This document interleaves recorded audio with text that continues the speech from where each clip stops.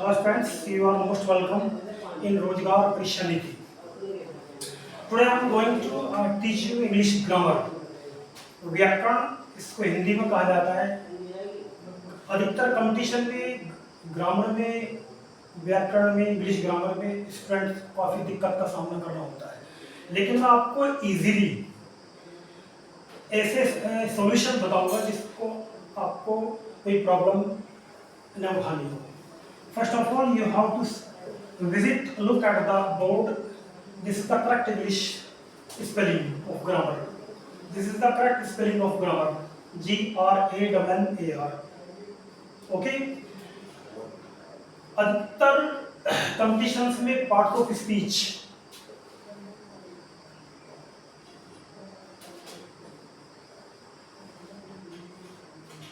में क्वेश्चंस आते हैं। पार्ट्स ऑफ स्पीच में आपको ध्यान रखना होगा noun, pronoun, adjective, adverb, verb, preposition, article, conjunctions,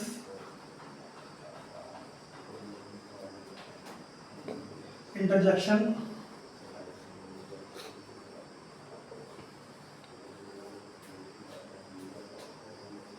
ये सभी पार्ट ऑफ स्पीच में आते हैं। ये सभी पार्ट ऑफ स्पीच में होंगे। जनरली आपने 6 और से 8 क्लास में नाउन को की स्टडी की होगी, ठीक है। उसी के आधार पर मैं आपको थोड़ा सा इसमें विस्तार करके मैं आपको बताऊंगा नाउन होता क्या है। तो नाउन जनरली नाउन मीन्स संज्ञा। In Hindi we can say that this is the संज्ञा। संज्ञा मीन्स किसी को नाम देना। किसी को नाम देना, सपोज करो ये पेन है, इसको मैं नाम दे दूं मार्कर, तो ये एक संज्ञा होगी। इस पेन की संज्ञा मार्कर, नाउन संज्ञा। Noun is the name. Noun is the name of a person, place or a thing. Noun generally आपने 6-7 में पढ़ा होगा। नाउन क्या है? किसी व्यक्ति का नाम, person, suppose Mohan. Place Modinagar. Thing table. These are the nouns. Okay, तो नाउन्स में थिंग, टेबल। ओके, तो सबसे पहले आपको नाउन्स में ये ध्यान रखना होगा, इसका first of all you have to clarify its meaning. इसका मीनिंग आपको समझना होगा। नाउन संज्ञा यानी कि किसी को नाम देना। Noun is the name of a person, place और ए थिंग। पर्सन में मैंने आपको बताया मोहन, प्लेस में बताया मोदीनगर। कोई और शहर का नाम भी आप रख सकते हो, Ghaziabad, Meerut, Gurugram. Thing table, pen, blackboard. This is the thing. अब इसके जो काइंड्स होते हैं, इसको थोड़ा डिटेल में जाना पड़ेगा। इसके जो काइंड्स होते हैं वो भी हमें देखना होता है। Proper noun, proper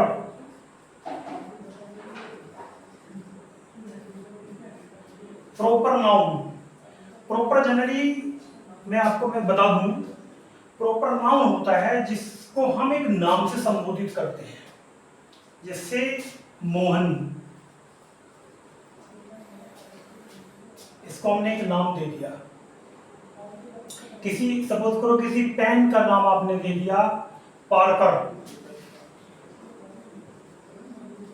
This is a Parker pen. Proper noun. Second one is common noun. In Hindi we can say this is the उभयवाचक संज्ञा. Common noun, common generally, neither male और फीमेल, जैसे teacher, teacher, advocate. It may be male और female. Teacher, advocate, pilot. This is the common noun. Material noun, material धातु,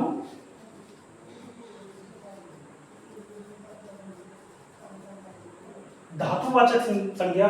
इन हिंदी में can say that, Hindi में कहते हैं इसको धातुवाचक संज्ञा. धातु, गोल्ड, सिल्वर, धातुवाचक संज्ञा.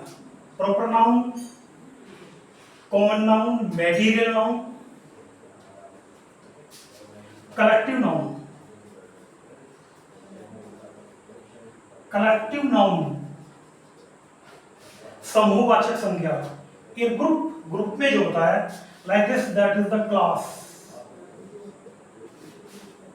Class, crowd. Collective noun. And last we can say that abstract noun. Abstract noun. We can say in Hindi this is the abstract noun means गुणवाचक संज्ञा, which we can't see or touch, जिसको हम छू नहीं सकते, देख नहीं सकते, but we can feel. This is the abstract noun. Okay, pain, experience.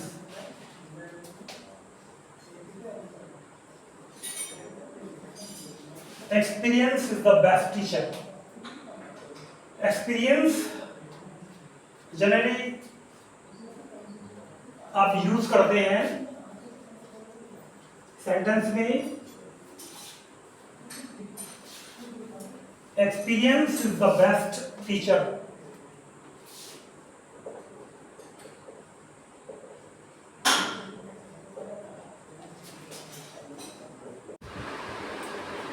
Now I am going to tell you, मैं अब आपको बताने के लिए जा रहा हूँ. मैंने यहाँ पर सेंटेंस लिखा है, experience is the best teacher. अनुभव सबसे अच्छा अध्यापक है. अध्यापक कौन होगा? जिसका एक हाड़ मांस का शरीर होगा, प्राण होंगे उसके अंदर, हाथ पैर होंगे, तभी तो वो पढ़ाएगा. लेकिन यहाँ पर एक्सपीरियंस, अनुभव को क्या मान लिया गया है? एक टीचर मान लिया गया है. टीचर मीन्स है नाउन. एक्सपीरियंस को क्या मान लिया गया है? एक नाउन मान लिया गया है.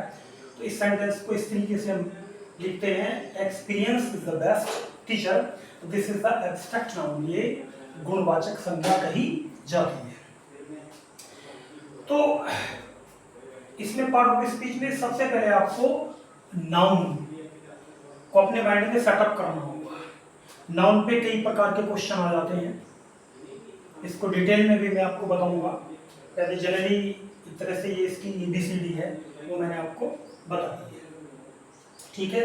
ऐसे प्रोनाउन होता है. प्रोनाउन सरनाम बोलते हैं. हिंदी में कैसे that this is the Sarnam.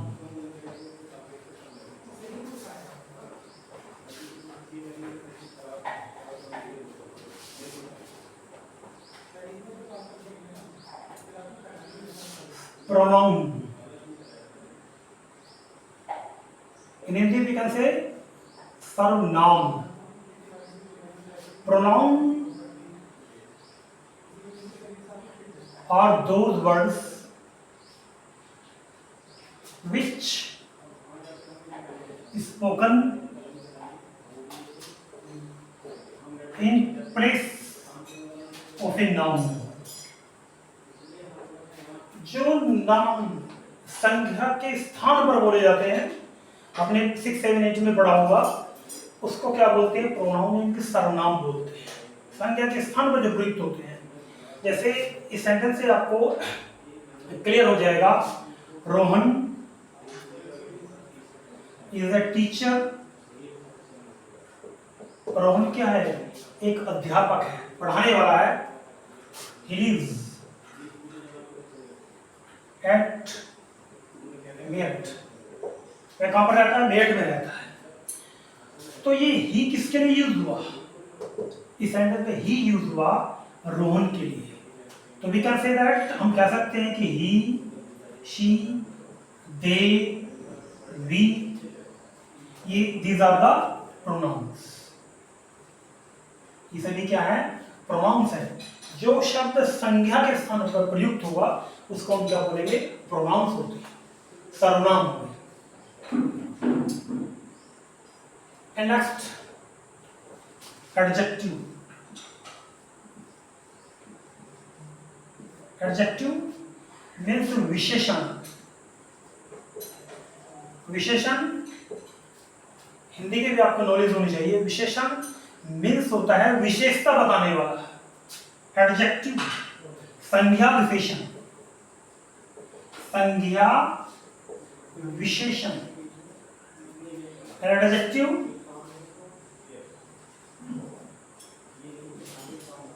is a word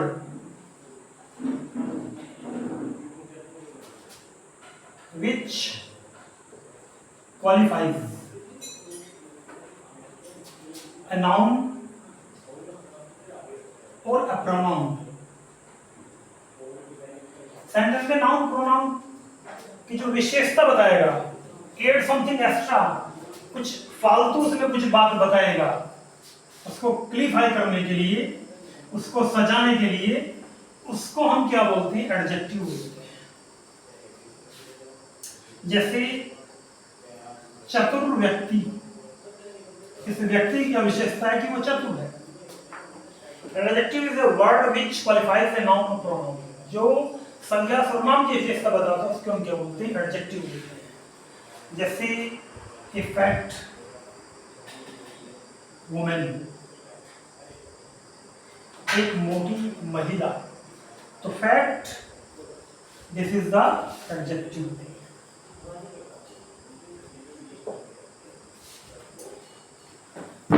the strong person, you know in Hindi, the strong person सशक्त व्यक्ति, ताकतवर व्यक्ति। Strong, you know, adjective. Detail इसके बाद में बताऊंगा। जनरली मैं आपको बता देता हूं एडजेक्टिव जो कि नाउन प्रोनाउन की विशेषता बताता है। Next is adverb.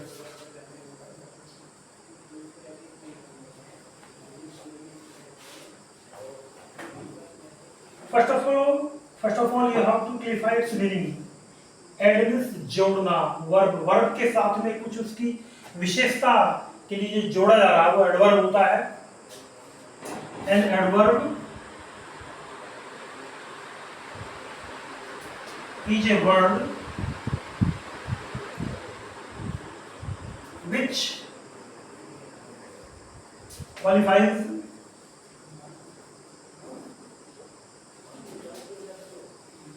a verb। जो वर्ब की विशेषता बताता है उसको हम एडवर्ब बोलते हैं। जो वर्ब की विशेषता बताता है, जैसे वर्ब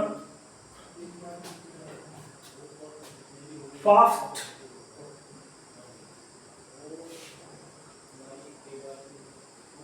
ट्रेंड, तेज कदम रखना, स्लो मोशन,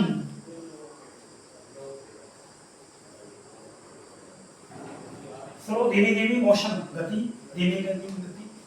तो जो भी वर्ब की विशेषता बताए उसको बोलेंगे हम एडवर्ब। नेक्स्ट वर्ब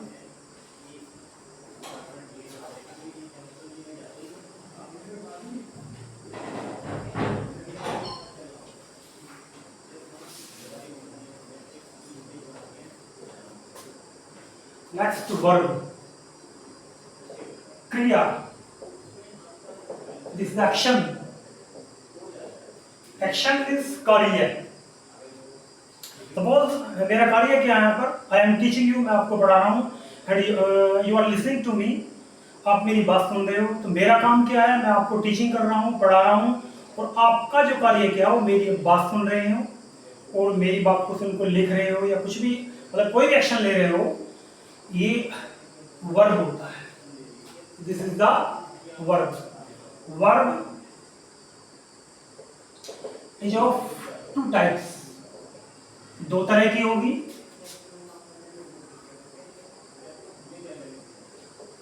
दो प्रकार। हेल्पिंग वर्ब, जनरली समझिए इसको, ज्यादा कंफ्यूजन में मत पड़िए। हेल्प मीन्स होता है मदद करना।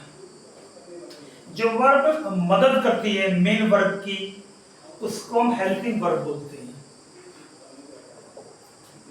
प्रेजेंट में is, am, are, do, does, has, have. Past में was verb, did, had. Future will, shall. Generally, these are the helping verbs. I am teaching you.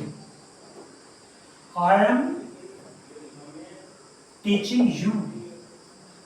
मैं आपको पढ़ा रहा हूं, तो this is the helping verb. Teach is the main verb. I am teaching you, मैं तुम्हें पढ़ा रहा हूं। तो teach पढ़ाना है, इसकी मदद कौन कर रहा है? मैं हूं पढ़ा रहा हूं तुम्हें। This is the helping verb.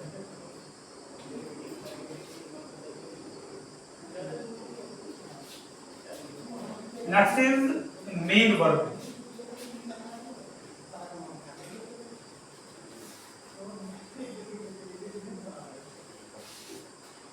Next is main verb. सिर्फ आपको इतना ध्यान रखना होगा, मेन वर्ब होता है हिंदी में हम कह सकते हैं इसको मुख्य क्रिया। मुख्य, मुख्य से आपको खुद ही महसूस हो रहा होगा मुख्य होता क्या, मेन। इसमें हम सफिक्स और प्रीफिक्स दो बातें जोड़ सकते हैं। प्रीफिक्स जो पहले जो होते हैं, जैसे कंप्लीट है, इनकम्प्लीट, बैलेंस है, डिसबैलेंस। जनरल स्टूडेंट्स क्या करते हैं, अनबैलेंस है, unbalance, this is a totally incorrect, वो बिल्कुल गलत होता है, होना चाहिए डिसबैलेंस, नोट अनबैलेंस। अनबैलेंस कुछ नहीं होता, डिसबैलेंस होता है। अनकम्प्लीट कुछ नहीं होता, इनकम्प्लीट होता है। तो ये तो होता है प्रीफिक्स, जैसे इन है, डिस है। और सफिक्स भी रखते हैं हम, जैसे जॉब, नौकरी करना, जॉबलेस, मोशनलेस, मोशनलेस, गतिहीन, बेरोजगार। This is the main verb. Generally ये बात होती है। और इसमें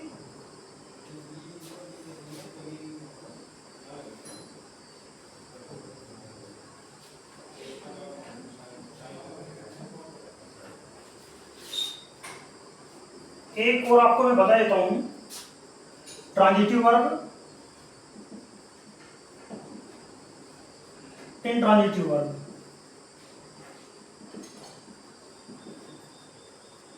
ट्रांजिटिव सकर्मक क्रिया,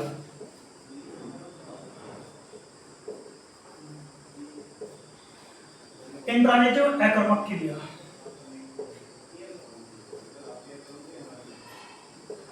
सकर्म यानी कि जो ऑब्जेक्ट के साथ होगी, ऑब्जेक्ट के साथ होती है, दैट इज द सकर्मक। अकर्मक जो ऑब्जेक्ट के साथ नहीं होती। सपोज एक सेंटेंस मैं आपको देता हूं, जैसे आई गो टू स्कूल, मैं स्कूल जाता हूं। I subject, go main verb, school object. अब स्कूल ऑब्जेक्ट के साथ में वर्ब यहां पर आई हुई है गो, तो ये होगी आपकी सैकर्मक क्रिया, सैकर्मक यानी कि ट्रांजिटिव वर्ब।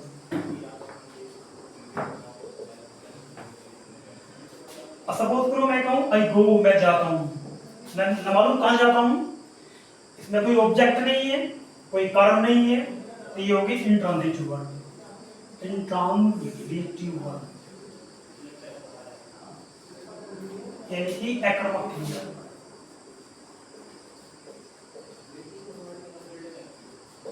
ओके,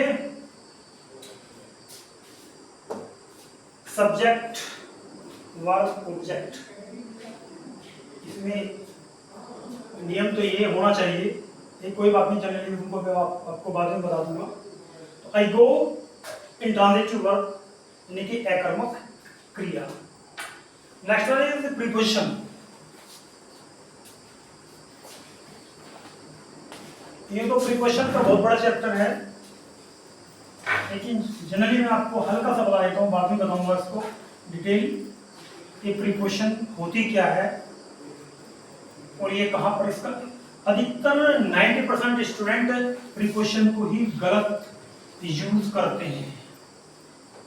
इंग्लिश में सबसे मेन रोल प्रीपोजिशन का ही होता है, मोस्ट स्टूडेंट इसको ही इस पर ही मिस्टेक करते हैं, उल्टा सीधा कहीं पर इसको लगा देते हैं। वो आपको देखना होगा कि सही रूप से इसको हम कहाँ पर लगाएंगे। एक हल्के से रूप में आपको एक दो सेंटेंस के माध्यम से मैं आपको इसको बताऊंगा। प्रीपोजिशन,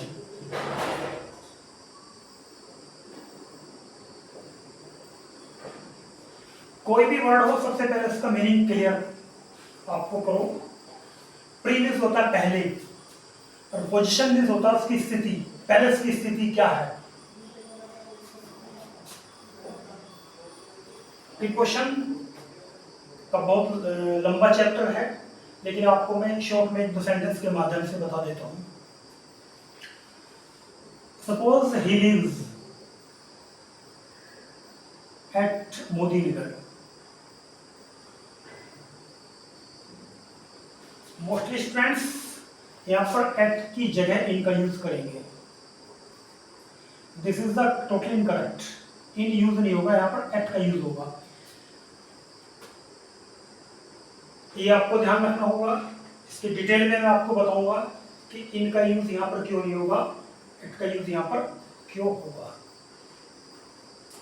फिर भी चलो बता देता हूं हल्के तौर पर, जो छोटे शहर गांव गली मोहल्ले वगैरह होते हैं वहां पर एट का हम यूज करते हैं, और जो बड़ी महानगर राजधानी होती है वहां पर इनका यूज करते हैं। सपोज में एक सेंटेंस आ गया, he lives in Ghaziabad at Modi Nagar. एक सेंटेंस में दो प्रीपोजिशन है, दो ही जगह है, वह गाजियाबाद में मोदी नगर में रहता है, तो Ghaziabad is a district, Ghaziabad क्या डिस्ट्रिक्ट है, जिला है, तो गाजियाबाद एक बड़ी जगह है तो इनका यूज हो गया, और मोदी नगर एक छोटी जगह है, एक छोटा स्थान है, वहां पर प्रीपोजिशन एट का यूज हो गया। तो ये आपको देखना होगा। प्रीपोजिशन के आगे हम बढ़ते हैं article. Article a and the, a and an ये इंडेफिनिट आर्टिकल होते हैं, और द डेफिनिट आर्टिकल होता है, इसको हम डेफिनिट आर्टिकल होते हैं। ये एक अपने लिए निश्चित जगह रखा जाता है, ये नहीं कि इसको कहीं पर भी आप जगह देते हैं। ये इंडेफिनिट आर्टिकल है, इसका एक अलग सिस्टम होता है। सपोज एक सेंटेंस के दो सेंटेंस के माध्यम से शॉर्ट में मैं बता देता हूँ, डिटेल में तो बाद में इसको इसका सॉल्यूशन निकालूंगा। वो जैसे आई हैव ए पेन, मेरे पास क्या है, पेन है, कलम है, कुछ भी कह सकते हैं आप, ठीक है। शी इज एन आर्टिस्ट, वह एक आर्टिस्ट है, कलाकार है। ये भी आपको देखना पड़ेगा यहाँ पर ए का यूज क्यों हुआ है, एन का यूज हुआ है, एक इसकी भी डिटेल हिस्ट्री है, उसको मैं आपको बाद में इसकी परिचर्चा करूंगा। आर्टिकल द निश्चित है, जैसे द गीता,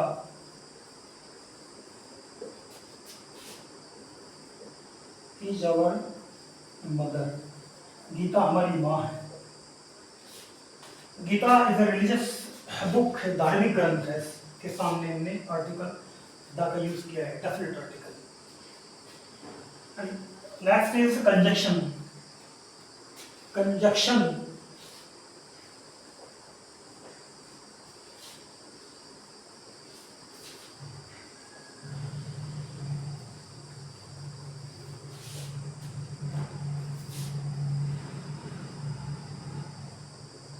इन हिंदी में कहते हैं दैट दिस इज द संयोजक। फिर मैं आपसे बताने के लिए जा रहा हूं ऑफ एवरी वर्ड, हर शब्द का first of all you have to clarify its meaning. हर शब्द का आपको मीनिंग पहले इसको क्लियर करना है। कंजक्शन, संयोजक मीन्स जोड़ना, प्लस करना, जोड़ना, उसको बोलते हैं conjunction. Conjunctions are those words which plus or link, कुछ भी कह दीजिए, या कंबाइंड, प्लस करते हैं, लिंक करते हैं, कंबाइन करते हैं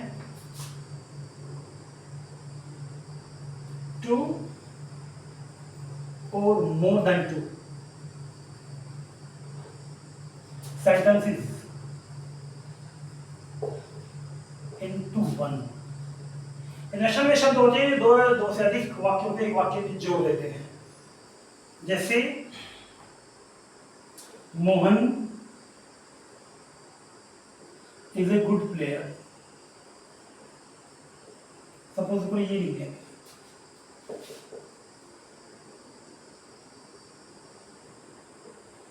his brother is also a good player। Mohan एक अच्छा प्लेयर है, उसका भाई भी एक अच्छा प्लेयर है, तो इसको हम कंबाइन कैसे करते हैं जनरली में, जैसे Mohan and his brother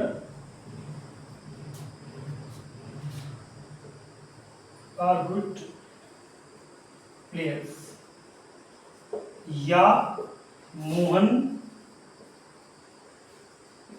as well as his brother is a good player। Both Mohan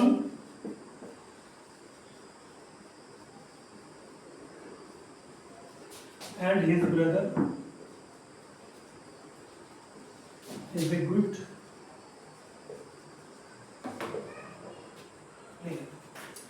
These are the conjunction, and last one is interjection। Interjection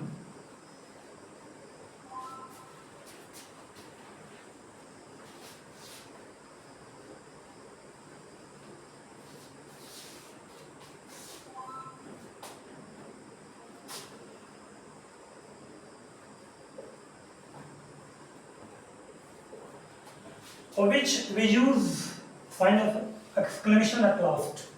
at last किसका यूज करते हैं हम इसमें? sign of exclamation। sign of exclamation हृदय से हमारे अचानक एक भाव को प्रकट होता है, वो इंटरजेक्शन होता है। जैसे हुर्रे, आहा, we won the match, alas he died in a young age।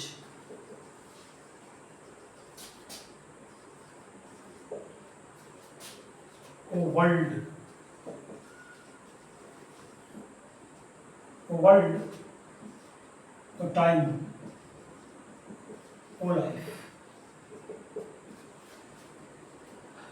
ये आपको मैंने आसानी से एक पार्ट ऑफ स्पीच एक शॉर्ट में दिया है। That is enough for today. Thanks.